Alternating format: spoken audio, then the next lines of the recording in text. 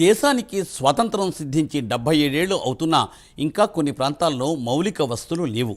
కనీస సౌకర్యాలు లేక ఇప్పటికీ ఇబ్బందులు పడుతున్న గ్రామాలు ఎన్నో. మన దేశం అభివృద్ధిలో దూసుకెళ్తున్న నాయకులు ఎన్నిసార్లు గొప్పలుగా చెప్పినా ఇప్పటికే చాలా వరకు మారుమూల గ్రామాల్లో కనీస సౌకర్యాలు మెరుగుపడలేదు. ప్రభుత్వాలు మారుతూ ఉన్నా గిరిజనులు అటవీ గ్రామాల్లో ఎటువంటి డెవలప్మెంట్ కనిపించడం లేదు.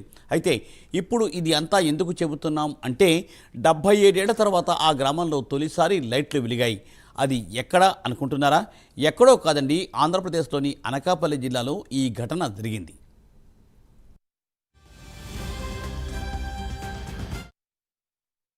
సిపిఎంపార్టీ జిల్లా కార్యవర్గ సభ్యుడిని. ఈ మధ్యకాలంలో నీలిబంద అనే గ్రామం రోలుగుంట మండలం సంబంధించి ఆర్ల పంచాయతీ కొండశిఖర గ్రామం.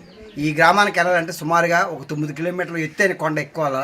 అక్కడ నీలిబంద అనే గ్రామం రికార్డులో లేదు. ఈ మధ్యకాలంలో మేమే కాగడాలతో పెద్ద ఎత్తున ఆందోళన చేయడం ఫలితంగాన జన్మన్లో కేంద్ర ప్రభుత్వం ఏదైతే వచ్చిందో విద్యుత్ సౌకర్యం కల్పించారు. నిన్న రాత్రి విద్యుత్ వెలుగులు వచ్చాయి. దీనికి స్పందిస్తూ ఆదివాసీ గిరిజనులందరూ కూడా మన దివసాన్ని చేసుకొని ఆనందాన్ని వ్యక్తం చేశారు. అదేవిధంగా రావకత్త మండలం సింగలపాడు పంచాయతీ కొండశిఖర గ్రామం అనేటువంటి అలాగే సోంపురం బందలో ఆ గ్రామంలో 2 కుటుంబాలు ఉన్నాయి. వాళ్ళకు కూడా విద్యుత్ సౌకర్యం ఇచ్చింది. విద్యుత్ సౌకర్యం బట్టి రోడ్డు కూడా వాళ్ళకి లేకపోవడంతో అనేక ఇబ్బందులు పడతారు. ఇప్పటికైనా విద్యుత్ సౌకర్యం కల్పించడంతో పాటు రోడ్డు సౌకర్యం ఇవ్వాలని చెప్పి ఈ విధంగా కరెంట్ సౌకర్యం ఇచ్చినందుకు ప్రత్యేకంగా విద్యుత్ అధికారులకి, ప్రత్యేకంగా అనకాపల్లి జిల్లా కలెక్టర్ గారికి ప్రత్యేక ధన్యవాదాలు తెలియజేస్తాం.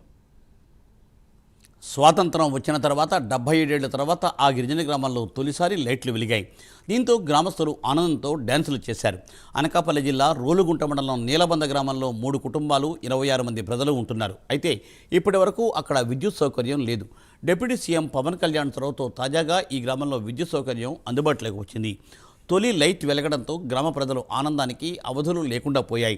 ఆనందంతో ధింసా నృత్యం చేస్తూ హర్షం వ్యక్తం చేశారు. ఈ సందర్భంగా deputy CM Pawan Kalyan, CM చంద్రబాబుకు వారు ప్రత్యేక ధన్యవాదాలు తెలిపారు.